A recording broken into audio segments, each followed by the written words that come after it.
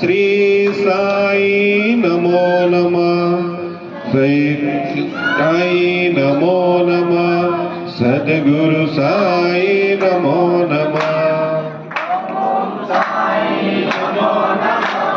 श्री साई नमो नमः। जय जय साई नमो नमः। सद्गुरु साई नमो नमः। ओम साई नमो नमः। श्री साई नमो नमः। जय जय साई नमो नमः। सद्गुरु साई नमो नमः। ओम साई नमो नमः। श्री साई नमो नमः। जय जय साई नमो नमः। सद्गुरु साई नमो नमः। तो આ તબક્કે ખરેખર આ આપણી વચ્ચે મંદિરનું જે નિર્માણ થયું છે આપણને એની વાત કરી છે મિત્રો। તો અહીં સતીશભાઈ કીધું તેમ અહીં કોઈ આપણે કોઈ પણ અહીં જે પણ ભાવિક ભક્તો પધાર્યા છે તમામે તમામનો અહીં ખૂબ જ સહકાર છે। અહીં કોઈને સત્કારીને કે કોઈને માન ભેર એનું સન્માન કરીને આપણે કદાચ એને સન્માનીએ અને ઘણી વખત આ સન્માન મેળવીને પછી એ વસ્તુ પાછળ કદાચ ભૂલાઈ પણ જતી હોય, પરંતુ આપણે જ્યાં બેઠા છે ત્યાં આ મંદિરનું જ્યારે નિર્માણ થવાની વાત થતી હતી અને અહીં વિવિધ પ્રકારના કાર્યક્રમો મતલબ કે ભાગવત સપ્તાહથી માંડીને જે કંઈ કર્યું ખરેખર ભાવિક ભક્તોએ ખૂબ જ અહીં સહકાર આપ્યો। મારે અવારનવાર અહીં આવવાનું થાય એટલે મને પણ એ બાબતે ખરેખર ખૂબ જ લાગણી પેદા થતી હતી। બીજું કે આપણા શાસ્ત્રીજીએ કીધું તેમ આ સહસ્ત્ર પાઠની અંદર મેં પણ પહેલી જ વખત આ ભાગ લીધો છે મિત્રો। અને બીજું કે આ પહેલી સાતમને પણ મારે આવવાનું થયું એ પણ હું ગર્વ અનુભવું છું કે મારે આ સમયે ખરેખર આવવાનું થયું છે, એ એક બાપાની કૃપા છે। હવે મિત્રો કહેવાય છે ભગવાન નામ જ એ વસ્તુ છે, એમના જે અક્ષર છે ભગવાન બધે જ છે। ભ એટલે ભૂમિ, આ ભૂમિની અંદર ભગવાન બિરાજમાન છે। ગ એટલે ગગન, આ ગગનમાં પણ ભગવાન છે। વા એટલે વનસ્પતિ, આ સૃષ્ટિમાં આ સૃષ્ટિ જે નિર્માણ થયેલી છે એમાં પણ ભગવાન જ છે। ન એટલે નીર, આપણે જે પાણી પીએ છીએ નીર, એ પવિત્ર જળમાં પણ ભગવાન છે। એટલે સતત આપણે ભગવાનને ડગલે ને પગલે આ ભગવાન આપણી સાથે છે। આપણે ભગવાને સૃષ્ટિ રચી છે એનો આપણે ઉપયોગ કરીએ છીએ। તો ખરેખર આ તબક્કે અહીં આ મંદિરનું જે નિર્માણ થયું એ નિર્માણ ખરેખર વિચારવા જેવી બાબત છે।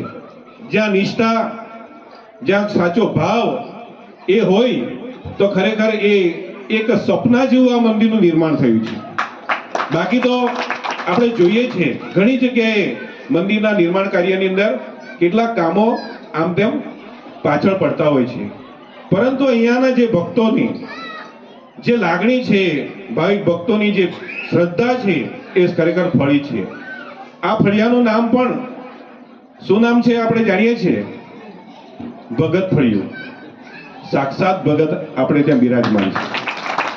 ખરેખર અહીં મારે ઘણી વખત અહીંના જે યુવક મંડળનો મુલાકાત થાય, તકલીફ આવે છે પરંતુ બાપા જેટલી તકલીફ તો નહીં જ આવી હોય આપણામાં।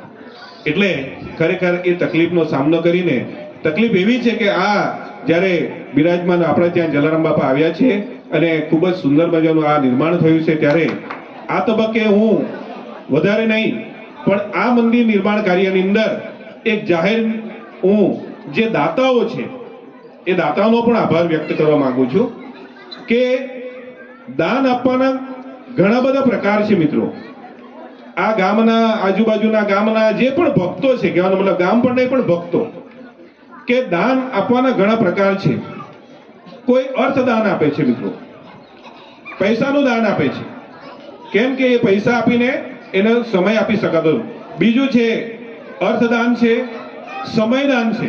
કેટલાક વ્યક્તિ એવા છે કે પૈસા આપીને દાન કરે છે, કેટલાક પૈસા ન આપી શકે તો સમય આપે છે મિત્રો, એ પણ એનાથી મોટું ચડિયાતું દાન છે મિત્રો. પૈસા કરતા બી ચડિયાતું દાન આપણે માનીએ છીએ. શ્રમદાન છે મિત્રો. આપણે કંઈ ન કરીએ તો શ્રમદાન આપણે કર્યું છે. અહીંયા કેટલાય ભાવિક ભક્તો અહીં શ્રમદાન આપ્યું છે પોતાનું.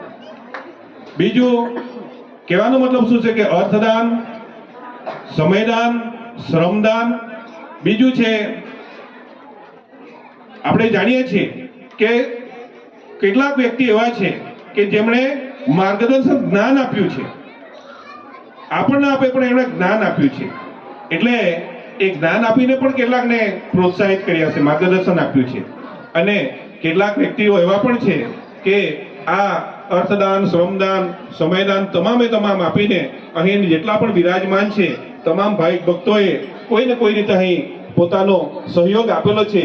તો આ તબક્કે આ યુવક મંડળ અને જે પણ આપણે બધા બેઠા છે બધા જનો સહકાર છે. એટલે આપણે બધાએ શ્રમદાન અહીં બધું જ કરેલું છે. તો બધાનો જ અહીં આભાર વ્યક્ત કરવામાં આવે છે. આપણે કીધું તેમ કે કોઈનો વ્યક્તિગત આપણે નહીં, પણ અહીં તમામે તમામ જે ઉપસ્થિત છે તમામે તમામનો અહીં આ જલારામ બાપા તમામ પર કૃપા વરસાવે એ ભાવના સાથે હું વિરમું છું. જય હિન્દ.